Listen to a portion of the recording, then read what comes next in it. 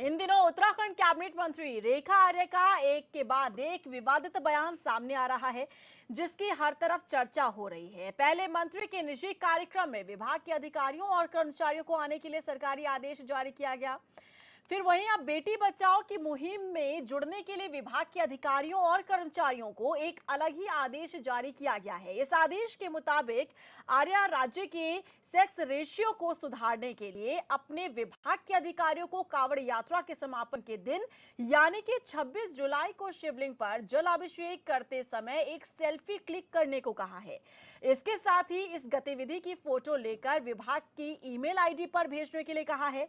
उनके इस आदेश के बाद से ही वो लगातार विपक्ष के निशाने पर हैं। बता दें कि इससे पहले उनके विभाग ने बरेली स्थित मंत्री के निजी आवास में हो रहे एक धार्मिक आयोजन में शामिल होने के लिए भी आधिकारिक आदेश जारी किया था और इस पर विवाद हुआ तो रेखा आर्य ने कह दिया कि उन्होंने कनपट्टी पर बंदूक रखकर किसी को आने के लिए नहीं कहा है। हालांकि अपने इस बयान पर रेखा आर्य ने सफाई भी पेश की है, लेकिन सवाल है कि बार बार रेखा आर्य द्वारा इस तरीके के आदेश क्यों जारी किए जा रहे हैं। आज इस मुद्दे पर हम चर्चा करेंगे, लेकिन उससे पहले बयान सुनिए।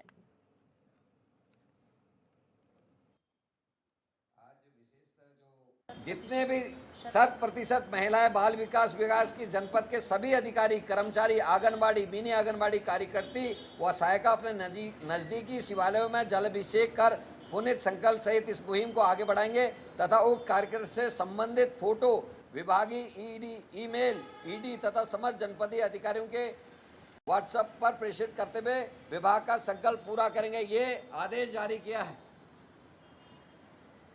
और इसमें मेरा ये कहना है कि आप आज तक किसी भी सरकारी कार्यक्रम का धर्म का रूप उसको नहीं दिया गया है और ऊपर से सनातन धर्म में कई ऐसी बाध्यताएं हैं, कई ऐसे हमारे सेक्टर्स हैं जिनमें महिलाएं शिव को जल नहीं चढ़ाती हैं तथा जिन सेक्टर्स में जिन जाति धर्म में महिलाएं अगर शिव को जल चढ़ाती हैं तो कुछ दिन ऐसे जरूर हर माह आते हैं जिसमें महिलाओं को वर्जिना है कि वो उन दिनों में शिव को जल अर्पित नहीं कर सकती हैं।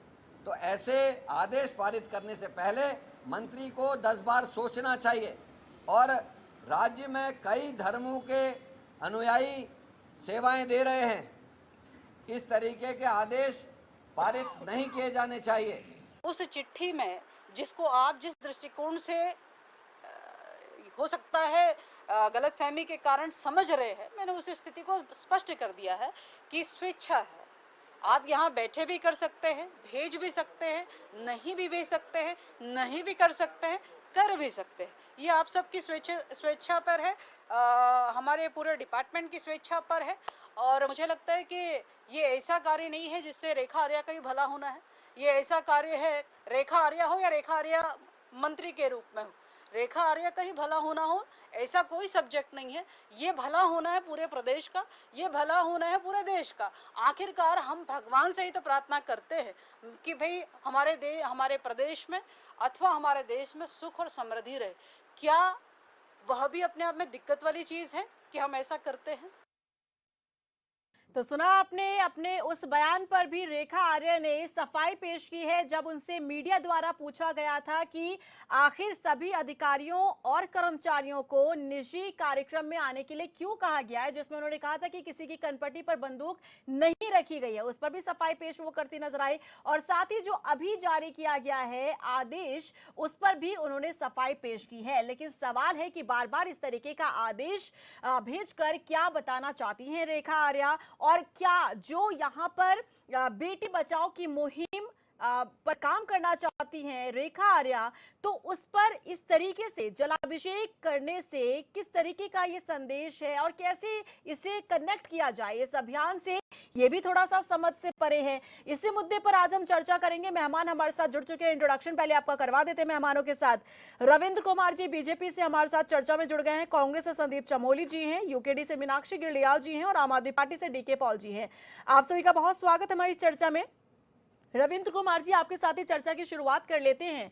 रेखा आर्य का बार बार और बैक टू बैक इस तरीके से आदेश जारी करना क्या बताता है? दूसरी बात ये कि जो अभियान लेकर वो चल रही हैं, बेटी बचाओ बेटी पढ़ाओ का अभियान। और ऐसे में कहा जाता है कि कल हर एक अधिकारी जो उनके विभाग का है या फिर कर्मचारी है वो जलाभिषेक करे शिवलिंग पर, सेल्फी ले और उस फोटो को मेल कर दिया जाए। कैसे कनेक्ट किया जाए इस अभियान से, वो भी थोड़ा सा समझ से परे है, जरा बताने की कोशिश कीजिए। देखिए रीना जी, ये जिस प्रकार से रेखा जी का बयान आप बार बार कह रहे हैं कि ऐसे कोई विवादित बयान दे रहे हैं, मुझे कहीं भी इस बयान में या किसी ऐसे आदेश में कुछ विवादित पहली बात तो लगता नहीं है।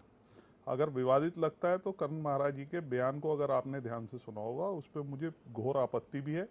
और इस पे मैं आपके चैनल के माध्यम से चाहता हूं कि आप उनसे ये प्रश्न जरूर करिएगा, मैं उसे बाद में बताता हूं, पहले आपके बात का जवाब देता हूं। जी। देखिए, जिस प्रकार से बरेली में एक धार्मिक अनुष्ठान था, इनका अपना निजी कार्यक्रम था, एक मंत्री होने के नाते सारे विभाग एक परिवार की तरह होते हैं, जिसमें इन्होंने निमंत्रण पत्र सबको भेजे थे। और उसमें सचिव की भी एक बाद में बयान जारी हुआ था, उसने कहा भाई ये एक तरीके से हमने लोगों को निमंत्रण भेजा है, अगर किसी ने आना चाहे आ सकता है, नहीं आना चाहे नहीं आ सकता, कोई किसी के जोर नहीं है।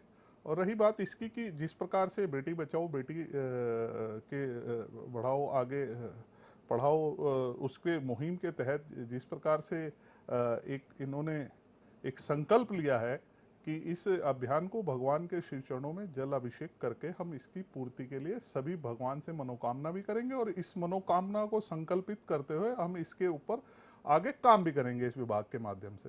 तो ऐसा इसमें कुछ भी विवादित इस प्रकार का कुछ नहीं है कि अगर कोई व्यक्ति शिवालय पे जाना चाहे तो वे जाके जल अभिषेक करा सकता है। देखिए, हम देवभूमि उत्तराखंड में हैं। लेकिन रविंद्र जी देखिए, आपने पहले वाले इंसिडेंट पे भी कहा कि कोई उसमें विवादित नहीं है या फिर कोई भी ऐसी बात नहीं है जिस पर इतनी ज्यादा हो हल्ला हो या फिर चर्चा हो। देखिए, पहले वाले इंसिडेंट में आपको ये बता दूं कि अगर वो निजी कार्यक्रम है रेखा तो उन्हें अपने निजी तौर पर सभी अपने विभाग के कर्मचारियों और अधिकारियों को इन्विटेशन देना चाहिए, निमंत्रण देना चाहिए। निमंत्रण पत्र की जगह पर यह आयुक्त द्वारा जो है वो एक सरकारी आदेश जारी कर दिया जाता है, सरकारी वो पत्र जारी कर दिया जाता है। यहां पर मैं आपको ये करेक्ट करना चाहूंगी। दूसरे मामले में यानी कि जो अब ये पूरा मामला उठ रहा है, इसमें एक तो मुझे कनेक्शन बता दीजिए कि शिवलिंग पर जलाभिषेक करने से बेटी बचाओ बेटी पढ़ाओ का अभियान और इस मुहिम को कैसे लिंक किया जा रहा है, ये मुझे बताइएगा। दूसरी बात ये कि इनके विभाग में कर्मचारी हो, अधिकारी हो या फिर आंगनवाड़ी कार्यकर्ता हो, हर एक धर्म से वहां पर लोग काम कर रहे हैं, तो आप हर एक धर्म के लोगों को कैसे प्रेशराइज कर सकते हैं कि आप जाएं और शिवलिंग पर जलाभिषेक करें? ऐसे में कई लोग जो अपना नाम नहीं बता रहे हैं, ना चेहरा दिखा रहे हैं, वो इसका विरोध भी कर रहे हैं कि ये हमारा धर्म नहीं कहता है, हम कैसे इसे करें। बीच का रास्ता वो तलाश रहे हैं, क्योंकि एक सरकारी आदेश है तो उन्हें मानना होगा, लेकिन कैसे वो करें, यही मैं आपसे जानना चाह रही हूँ। देखिए, रेखा आर्या जी ने आपने बहुत अच्छा सवाल किया, और रेखा आर्या जी ने, माननीय मंत्री जी ने इसकी सफाई आपको तुरंत आपके चैनल के माध्यम से मैंने भी देखी है, आपने भी देखी है, और हजारों लाखों दर्शकों ने भी देखी है कि उन्होंने ये कहा है कि भाई जिसका मन करता है या जिसकी धार्मिक आस्था है वह जा सकता है, और जो इसका नहीं है उसके लिए कोई जबरदस्ती तो है नहीं, ऐसा कोई वो नहीं है। लेकिन मैं फिर आपसे कहूंगा कि ये देवभूमि उत्तराखंड है, यहाँ पे हमारे सनातनी लोगों को मानने वाले बहुत सारे हजारों लाखों करोड़ों लोगों की संख्या है, जो बगैर आदेश के भी शिवलिंग पे जाते हैं, जल चढ़ाते हैं, लेकिन एक संकल्प लेके, जिसमें जिसकी आस्था है उसमें संकल्प लेते हुए ये काम को कर रहे हैं। और उसमें कोई किसी प्रकार का कोई ये नहीं है कि शिवलिंग पे जल चढ़ाने से बेटी बचाओ और बेटी पढ़ाओ जो है वो होने लगेगा। लेकिन किसी के प्रति हमारी जब आस्था होती है, कई बार हम देखते हैं कि हम क्योंकि आस्थावान देश है और आस्था की तरफ हमारा बहुत ज़्यादा होता है, हम भी जब घर से निकलते हैं तो भगवान को अपने अपने धर्म के हिसाब से प्रणाम करके सभी निकलते हैं। वह कोई भी धार्मिक व्यक्ति हो सकता है। लेकिन जिस प्रकार से अभी देखिएगा आपके चैनल के माध्यम से कर्ण महाराज जी ने जिस प्रकार से बयान दिया, मुझे उस पर बहुत ज़्यादा आपत्ति है। और मैं फिर आपसे कह रहा हूँ कि आप एक बार उनसे ये प्रश्न जरूर करिएगा कि वो किस जाति की बात कर रहे थे, कि कौन सी जाति कौन से मंदिर में जल नहीं चढ़ा सकती है, कृपया मुझे बताएं। क्योंकि मैं अनुसूचित मोर्चे का प्रदेश महामंत्री भी हूँ, और अगर ऐसी कहीं कौन सी जाति है, मुझे पहली बात तो ये बहुत घोर आपत्ति है ऐसा कह के जो सनातनी धर्म के मानने वाले लोगों के बीच में विघटन करने का कार्य करण महाराज जी कृपया ना करें। ये किसी भी प्रकार से सही नहीं है। और जिस प्रकार से महिलाओं को उन्होंने कहा, हाँ ये बात सही है कि महिलाओं को महीने में मेरी माँ है, बेटी है, वो सभी के साथ ये है, एक भगवान की कुदरत की एक उनके साथ है ये चीज कि उन दिनों में वह जाके शिवालयों पे, ये सबको पता है, ये ऐसा नहीं है कि वहां लिख दिया गया है। ये इस चीज को कैसे आप उठा के ऐसे ऐसे मंच के माध्यम से आप कह सकते हैं, ये सबको पता है। लेकिन आप ही की सरकार के, आप ही के प्रधानमंत्री ने, आप जिस प्रकार से आपने कहा कि इस प्रदेश में इस विभाग में रहने वाले विभिन्न विभिन्न धर्म के कर्मचारी हैं, वह कैसे पालन करेंगे। मैं आपको उस बयान की ओर याद दिलाना चाहता हूं कि इस प्रकार से मनमोहन सिंह जी ने कहा था कि इस देश की जो वो है उस पर पहला अधिकार मुसलमानों का है, अल्पसंख्यकों का है। और यही बात अभी राजस्थान के प्रदेश अध्यक्ष ने भी कही है। तो ये हमें ना सिखाएं कि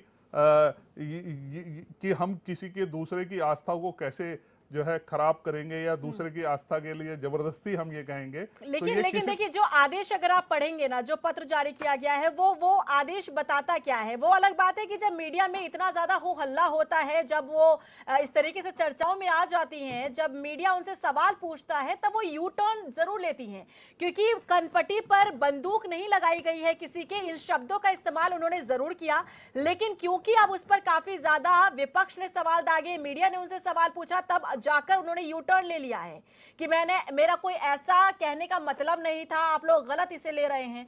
अब यहां पर जो आज की हम बात कर रहे हैं, उसे लेकर भी तो आदेश जारी किया गया है ना। उसमें तो लिखा हुआ है कि सभी जो उनके विभाग में अधिकारी और कर्मचारी हैं, लेकिन फिर क्यों वो यू टर्न ले रही हैं कि मैंने सभी को नहीं कहा, आदेश में सभी को नहीं कहा गया है। क्यों इस पर पहले नहीं सोच विचार किया जाता है? क्या ये सुर्खियों में रहने का एक तरीका आ गया है मंत्रियों को? देखिए, ये कहना उचित नहीं है कि सुर्खियों में रहने का है।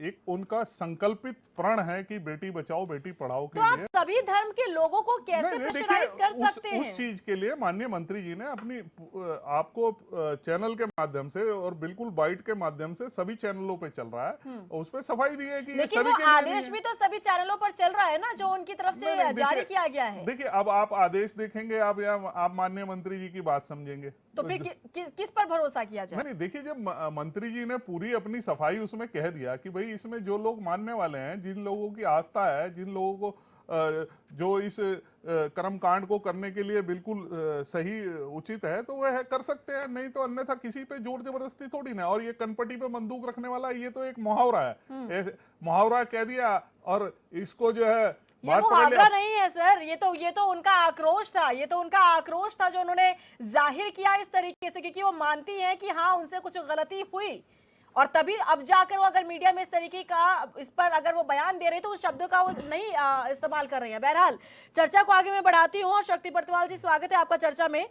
लेकिन मैं रुक कर रही हूँ संदीप चमोली जी, आपका क्या कहेंगे, क्योंकि उल्टा अब सत्ता पक्ष आपसे ही सवाल पूछ रहा है कि आपके जो प्रदेश अध्यक्ष बोल रहे हैं उस पर ये आपत्ति जाहिर कर रहे हैं, लेकिन आप लोग आपत्ति जाहिर कर रहे हो उस आदेश पर जो जारी किया गया है। रीना जी, सबसे पहले तो मैं जो रेखा आर्य जी लगातार स्पष्ट है कि सुर्खियों में रहने के लिए कोई काम, अगर आप देखेंगी जो उनके पास इस प्रदेश के सबसे महत्वपूर्ण विभाग है, बाल विकास सबसे महत्वपूर्ण विभाग इस उत्तराखंड का आप मान सकती हैं, खाद्य पूर्ति विभाग, किस तरीके से लोगों को राशन समय पर मिले, महत्वपूर्ण विभागों का वो संचालन कर रही हैं। अगर आप उन विभागों की दशा देखेंगी तो बहुत ही दयनीय स्थिति में, आप किसी भी सरकारी साइट पे जाके देखिए, बाल विकास कर्मचारियों से जूझ रहा है। डीएसओ, हर जगह लोगों की शिकायत है कि हमें सही राशन नहीं मिलता। उसके ठीक विपरीत जिस एजेंडे पे पूरे भारतवर्ष में भाजपा सरकार चल रही है, उस एजेंडे को जबरदस्ती, क्योंकि आपकी आस्था हो सकती है कि आप कांवड़ में 24-25 में जल चढ़ाएं। रीना जी, मैं भी हिंदू धर्म से आता हूं, लेकिन मैं नहीं जल चढ़ाने जाता हूं। मैं जाता हूं जब मेरे पे समय रहता है। अगर सोमवार का दिन था, आज सोमवार था, आज जल चढ़ा है, ठीक है, वक्त है, कर्मचारी है, किसी पे समय नहीं, किसी पे रहता है, तो वो शायद ज्यादा इस चीज को मानती होंगी, तो वो प्रत्येक अपने कर्म को एक इवेंट के रूप में बना रही हैं। उनके घर में एक कार्यक्रम था तो उन्होंने एक तुगलकी फरमान आदेश जारी कर दिया प्रत्येक कर्मचारी के लिए। अरे कर्मचारी क्या होता है, एक मंत्री का आदेश अपर आयुक्त अगर जारी करे तो निचले कर्मचारी की क्या हिमाकत है कि उसका उस फरमान का वो पालन ना करे। जबरदस्ती आप इस प्रदेश में तुष्टिकरण की राजनीति को जोड़ दे रहे हैं। क्यों बनते हैं मंत्री आप? आपको विभाग इसलिए दिए जाते हैं कि विभागों का सही से संचालन करें, इस प्रदेश का विकास हो। आप किस चीज में इस प्रदेश को जा रहे हैं? कोई इनसे पूछे कि सेल्फी और हमारी बालिकाओं के विकास से क्या एक दूसरे का कनेक्शन है? भगवान शिव को मानने वाले की आस्था इस प्रदेश में प्रचंड है। किस प्रकार से आप बेटी बचाओ बेटी आंदोलन को इससे जोड़ रहे हैं? अरे आप महिलाओं प्रसव पीड़ा से प्रतिदिन एक महिला इस प्रदेश में मर रही है, आप उस पर ध्यान दीजिए ना। आप स्वयं एक स्त्री हैं, आप कह रही हैं कि आप सेल्फी डालिए, आप एक फरमान जारी करती हैं कि मैं 25 किलोमीटर की यात्रा करूंगी प्रत्येक कर्मचारी को। सही है, मैं इनकी बात से एग्री करता हूं। जो सनातन धर्म को नहीं मानते होंगे, अपने धर्म को मानते होंगे, वो लोग इसमें उपस्थित नहीं होंगे। ठीक है, ये बाध्यता आपने खत्म कर दी और ये होनी भी चाहिए थी। लेकिन क्या फरमान है?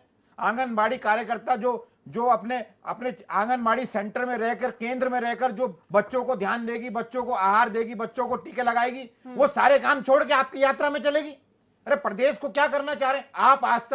आस्था और प्रदेश के विकास को जोड़ना चाह रहे हैं। सनातन को हम सब मानते हैं, जो सनातन धर्म में पैदा हुआ वो मानता है, जो इस्लाम में पैदा इस्लाम को मानता है, जो सिख में पैदा सिख को मानता है। क्यों आप बाध्य कर रहे हैं इस प्रदेश को? कितने शहादतों के बाद इस प्रदेश को हम लोगों ने प्राप्त किया, लेकिन देखा ये कहा रहे जी क्या मजाक बना रखा है। और कोई पत्रकार, कोई साथी उनसे पूछता है तो बंबईया भाषा में वो जवाब देती है कि मैंने कौन सा कनपट्टी पे बंदूक लगाई है और बंदूक लगा के मैंने कौन सा जबरदस्ती की कि मेरे कार्यक्रम में आइए। अरे आप मंत्री हैं, आपसे ऊपर आपके विभाग में कोई नहीं है। अगर आप कोई आदेश जारी करेंगे, जिसने अपने बच्चों का भरण पोषण करना है, जो बेचारा कर्मचारी हो, तो आपके तुगलकी फरमान से डरेगा?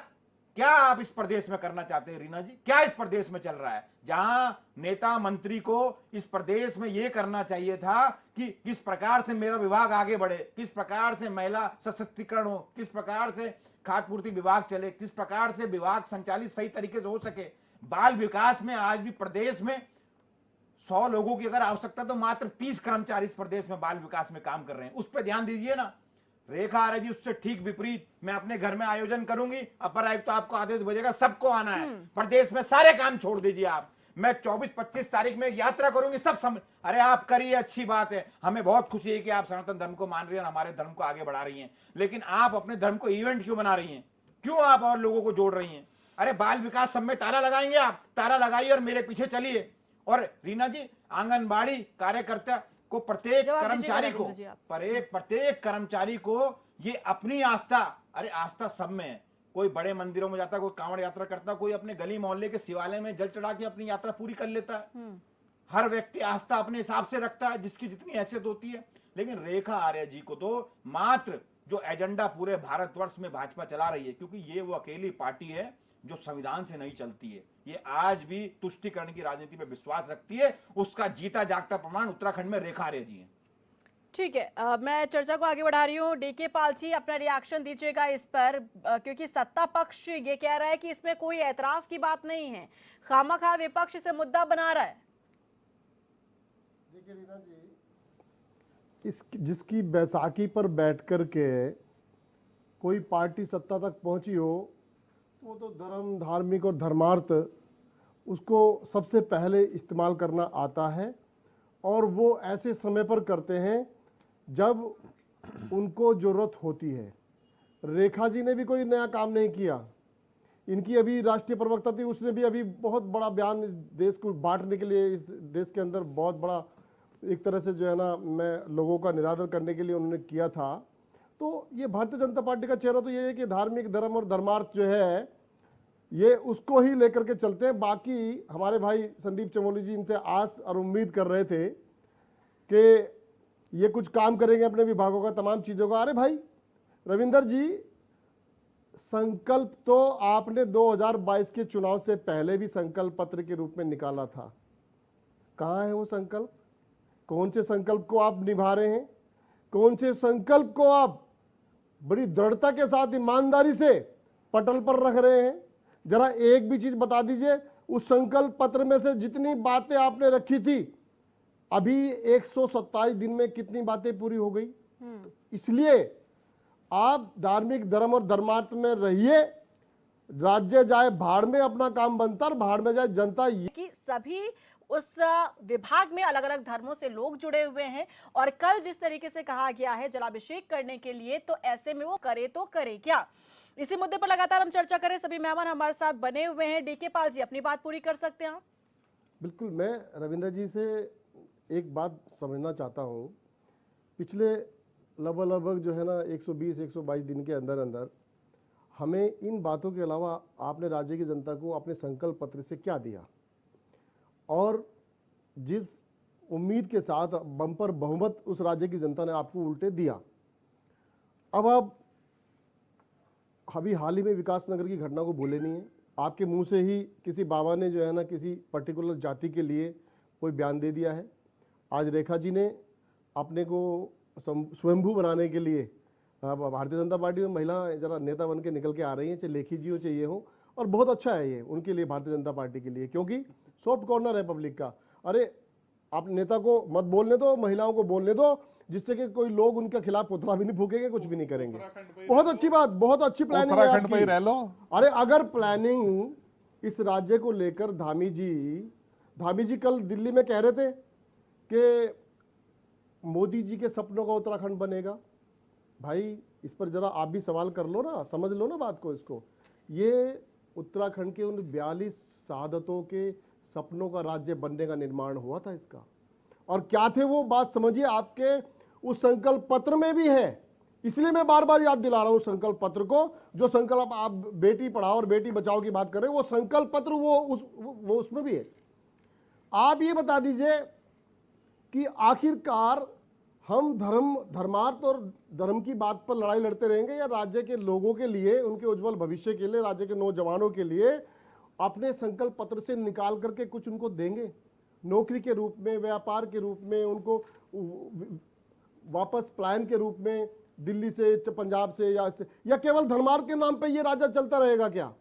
कैसे उन लोगों के सपने, कैसे 42 शहादतों के सपने, कैसे हजारों लाखों राज्य आंदोलनकारियों के सपने साकार होंगे? श्रीदेव सुमन जी का जन्मदिन है आज, पुण्यतिथि है उनकी। तो आज तो कम से कम इस तरह के बयान को इस उत्तराखंड की धरती से बचाए रखना था। बल्कि मैं समझता कि श्रीदेव सुमन जी के आज पुण्यतिथि के अवसर पर हम ऐसी कोई योजना नौजवानों के लिए, उस आंगनबाड़ी बहनों के लिए, आशा कतरी के लिए आप अपने संकल्प पत्र में से निकाल के लाते तो शायद इस राज्य का भला होता। अरे सेल्फी लेने से क्या होने वाला है भाई? केवल और केवल हिंदू धर्म, धार्मिक और धर्मार्थ करिए आप। ठीक है, मीनाक्षी गिलियाल जी, आपका रिएक्शन इस पर? देखिए, जिस तरह की खबरें आ रही हैं उस तरह की खबरें सुन के तो मुझे वाकई में लगता है कि बीजेपी के सभी नेताओं को बहुत आवश्यकता है जलाभिषेक करके अपने लिए सद्बुद्धि मांगने की। जिस प्रकार से आप देखिए कि आज पूरा प्रदेश में उबाल मचा हुआ है हेलंग जैसी घटनाओं पे। वहाँ पे हमारी ये नेत्री, ये नेत्रियों की इनकी जबान चुप हो जाती है, इनके मुंह से एक शब्द नहीं निकलता है इन जैसी घटनाओं पे। आखिर उन महिलाओं ने इस राज्य के लिए संघर्ष किया, उन महिलाओं को क्या मिल रहा है? आज आप कह रहे हैं कि शिव पे जलाभिषेक कीजिए और उससे बेटी बचाओ और बेटी पढ़ाओ को आप रिलेट कर रहे हैं, जेंडर इक्वालिटी को रिलेट कर रहे हैं। मेरी तो ये बात बिल्कुल समझ से परे है। मुझे लगा था कि नहीं, एक्चुअली एक्सपेक्टेशन नहीं थी। मुझे पता था कि रविंदर जी भी यहाँ पे आके कोई लॉजिकल बात इस मुद्दे पे नहीं करेंगे, वो भी ऐसे ही घुमा फिरा के बात यहाँ पे करेंगे और धर्म से ही रिलेट करेंगे।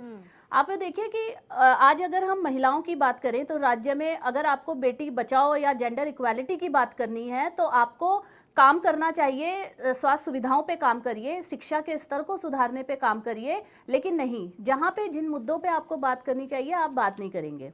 मंत्री जी जो है, आप एक बहुत महत्वपूर्ण विभाग अपने पास रखे हुए हैं। आपको पता है कि महिलाओं की तस्करी में आप देखिए उत्तराखंड नंबर 1 पे चल रहा है। आप देखिए कुपोषण के मामले में उत्तराखंड नंबर 1 पे चल रहा है। इन सब चीजों पे आप कब बोलेंगे? आपको लगता है कि किस तरह से हम धर्म के नाम पे जिस तरह से राजनीति में ये इस्तेमाल हो रहा है, ये बहुत ही दुखद है और बहुत ही चिंताजनक भी है कि धर्म को आखिर कब तक ये लोग राजनीति में सहारा बनाते रहेंगे। अगर आप देखो, अगर मैं ये कह रही हूँ कि इस प्रदेश की भलाई के लिए इन मंत्रियों को वाकई में मुझे लगता है कि संन्यास ले लेना चाहिए, अगर ये वाकई प्रदेश हित चाहते हैं। बिल्कुल, अगर धर्म का इतनी चिंता है तो आप बात करिए ना उनकी जो टिहरी विस्थापित जिन्होंने 80 लोगों ने आज क्रिश्चियन धर्म को एक्सेप्ट किया। ये एक न्यूज़ है, बहुत बड़ी न्यूज़ है कि 80 लोगों ने, आखिर क्या कारण रहे कि उन्होंने क्रिश्चियनिटी को अपनाया। आप इन चीज़ों के इतने बड़े आप धार्मिक बन रहे हैं, आप क्यों उस धर्म को सिर्फ वहीं तक इस्तेमाल कर रहे हैं जहां तक आपको अपना प्रचार करना है, अपना प्रसार करना है। आज उत्तराखंड में आप देखिए महिलाओं की स्थिति, आखिर क्या पाया क्या उन महिलाओं ने। आज अपने घास के लिए भी वो प्रताड़ित हो रही हैं। आज सिर्फ बात ये घास की एक गठरी की नहीं है, बात उनके उत्तराखंड के उनके अपमान की बात है। उनसे आप देखिए उनके गौरव की बात है कि ये उत्तराखंड राज्य है, उन्होंने संघर्ष किया था कि इसके जल जंगल जमीन पे अपना अधिकार होगा। अभी इस बात पे कोई जबान नहीं खुलती है, चाहे वो महेश नेगी वाला प्रकरण हो या फिर कोई भी महिलाओं पे हुए कोई भी लाठीचार्ज का प्रकरण हो। इन मुद्दों पे ये महिलाएं, ये जो अभिनेत्रियां हैं, ये कभी कुछ नहीं बोलती हैं। सिर्फ इनको पता है कि मुझे किस प्रकार से अपना प्रचार करना है और उल जलूल अपने भाषण देके मुझे किस प्रकार से जनता में फेमस होके रहना है, ये बहुत अच्छी प्रकार से जानते हैं। ठीक है, मैं यहाँ पर रुक कर रही हूँ। शक्ति बरतवाल जी, क्या आपको ये दोनों इंसिडेंट समझ में आ रहे हैं? अगर उनका निजी कार्यक्रम को लेकर चाहे हो, उसमें भी उन्होंने अधिकारियों, अपने विभाग के अधिकारी कर्मचारियों को एक तरीके से बाध्य रखा कि आपको आना है, और वो भी सरकारी आदेश जारी किया जाता है उसे लेकर। अब इसमें भी जलाभिषेक करना है, सभी विभाग के सभी अधिकारियों और कर्मचारियों से कहा जा रहा है। उसमें अलग अलग धर्म के लोग हैं। अब वो बीच का रास्ता तलाश रहे, हम करें तो करें क्या? ये ऑर्डर आया हमारे पास, हम क्या करें? निश्चित रूप से इरम जी, हमें सबसे पहले तो ये देखना पड़ेगा कि जो बातें उठकर आ रही हैं और किस तरीके की जो बातें उठकर आ रही हैं, वो जो कर रही हैं वो अपने मन से नहीं कर रही हैं। एक्चुअली में बीजेपी का जो पूरा सिस्टम है वो सिस्टम उनको सपोर्ट कर रहा है। यहाँ पर सिर्फ रेखा आर्य की बात नहीं है। रेखा आर्य जो आदेश, क्या आपको लगता है कि एक कैबिनेट मिनिस्टर इस तरीके का आदेश करेगी? 4 विभागों के मंत्री हैं, खाद्य आपूर्ति मंत्रालय उनके पास है, खेल मंत्रालय उनके पास है, युवा कल्याण मंत्रालय उनके पास है और महिला सशक्तिकरण, 4 बड़े विभागों के मंत्री हैं। और एक दिन भी उनकी एक समीक्षा बैठक में कोई ऐसी बात नहीं सुनी होगी आपने जिसमें उन्होंने कहा होगा कि ये एक्शन लिया जाना चाहिए। वो पत्र हमने भी पढ़ा है।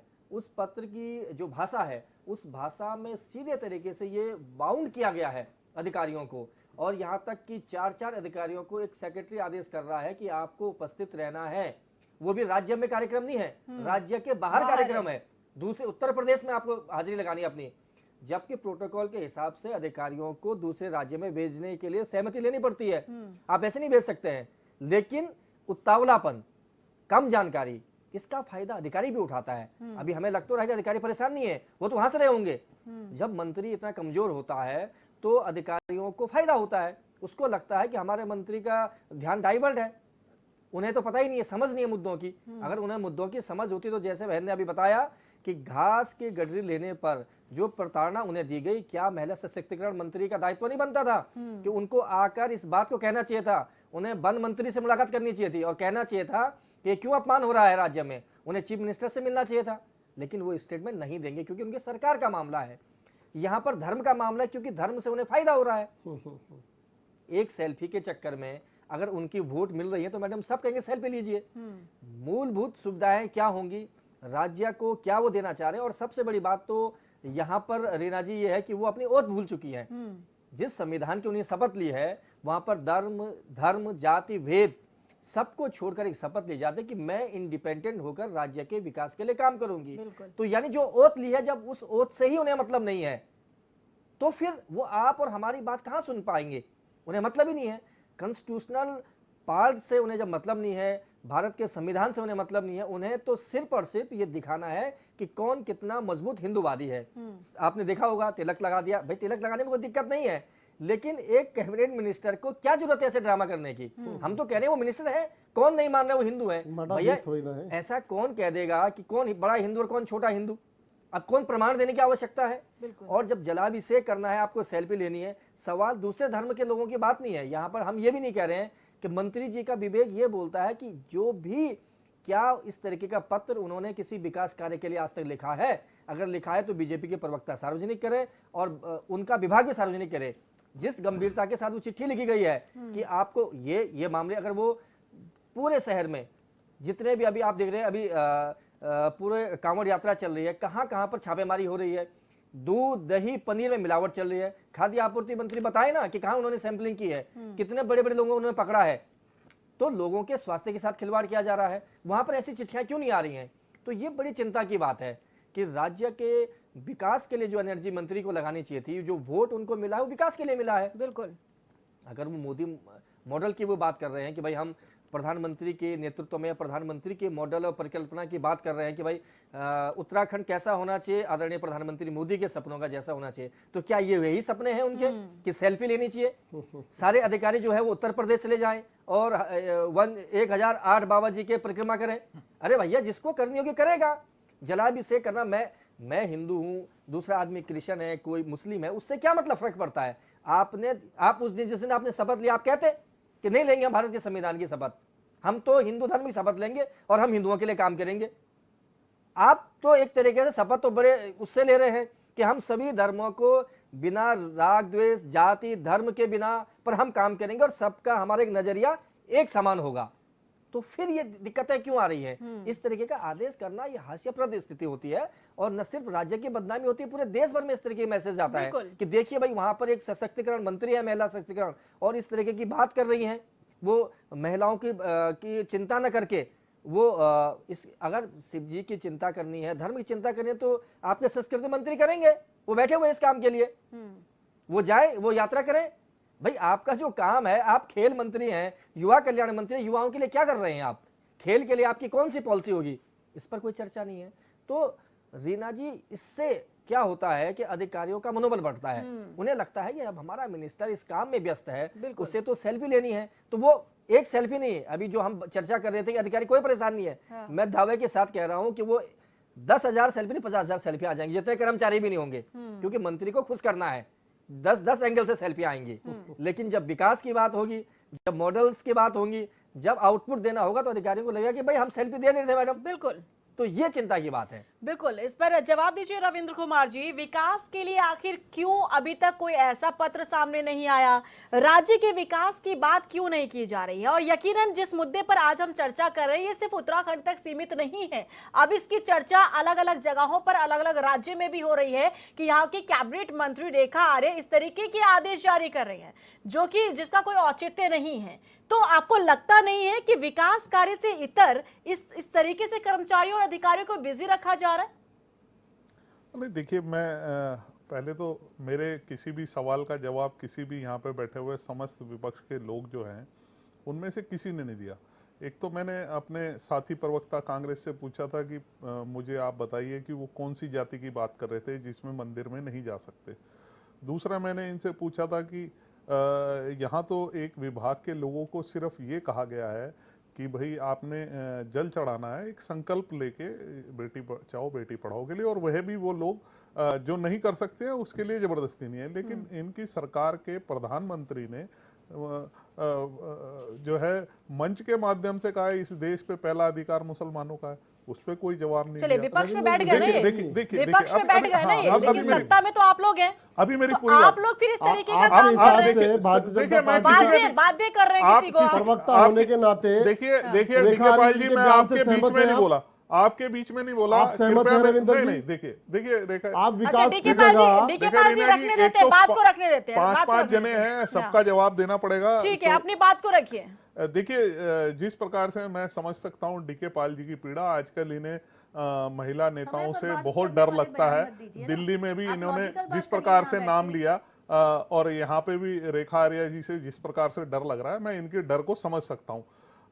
रही बात जिस प्रकार से हमारी बात है, लोगों की सेवा अपने संकल्प पत्र सुनिए, को फिर आप बीच में बोलेंगे तो देखो अच्छा डीके पाल जी, फिर ऐसे विज्ञापन चलाना अच्छी जवाब बात नहीं आ पाएगा। चलिए ठीक है, जवाब रखिए। देखिए, जिस प्रकार से हमारी यूकेडी की महिला नेता ने एक महिला होने के नाते एक महिला के ऊपर जिस तरीके से उपहास करके एक वो किया, तो ये अच्छा नहीं है। आप अपनी तर्कपूर्ण बात तर्कों से रखते तो ज्यादा नेत्री अभिनेत्री। नहीं, रविंद्र कुमार जी इसमें उन्होंने क्या गलत कहा? उन्होंने कहा कि जो मुद्दा चल रहा है, जहां पर महिलाओं को इस तरीके से आप नेत्री को अभिनेत्री बता रहे हैं, ये इसमें क्या है? नहीं, वो स्लिप ऑफ टंग था, उन्होंने सॉरी बोला। नहीं, 2-3 बार बोला है, 3 बार बोला है इन्होंने।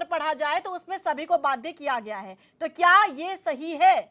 इस पर अपना स्टैंड क्लियर कीजिए। स्टैंड के साथ साथ हम सब हिंदू हैं, इस पे प्रश्न चिन्ह लगाए भाई, आप जवाब देंगे।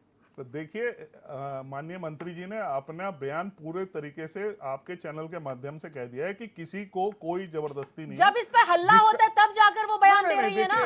पहले आदेश पत्र तो पढ़िए, आदेश पत्र में क्या लिखा हुआ है। देखिए आप नहीं मानेंगे, चलिए, क्योंकि आपका ये अधिकार है, बचाव आप जरूर करेंगे अपनी पार्टी का। चलिए मीनाक्षी जी, फाइनल कमेंट रखिएगा। मेरा ये मानना है कि यदि रेखा आर्या जी तिलक लगा के खड़ी हो जाएं वो हेलंग की महिला के साथ, तो हम सब भी तिलक लगा लेंगे, हमें भी कोई आपत्ति नहीं है तिलक लगाने में। आप इसका विरोध कर रहे हैं कि हम तिलक का विरोध कर रहे हैं? नहीं, हम इस बात का विरोध कर रहे हैं कि उन्हें जो कार्य करना चाहिए था वो नहीं कर रही हैं और सिर्फ तिलक का प्रदर्शन कर रही हैं।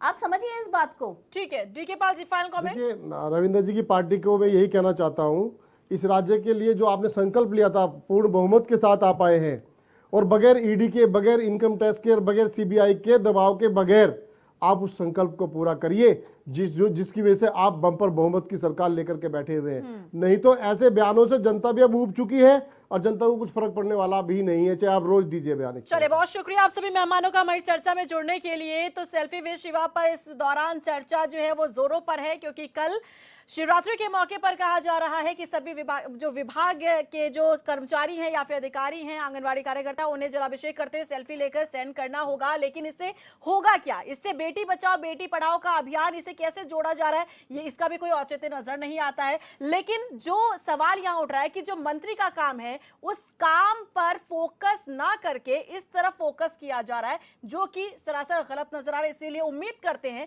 कि शायद अब इस तरीके का ना कोई आदेश आए और ना ही इस तरीके का कोई बयान सामने आए। नमस्कार।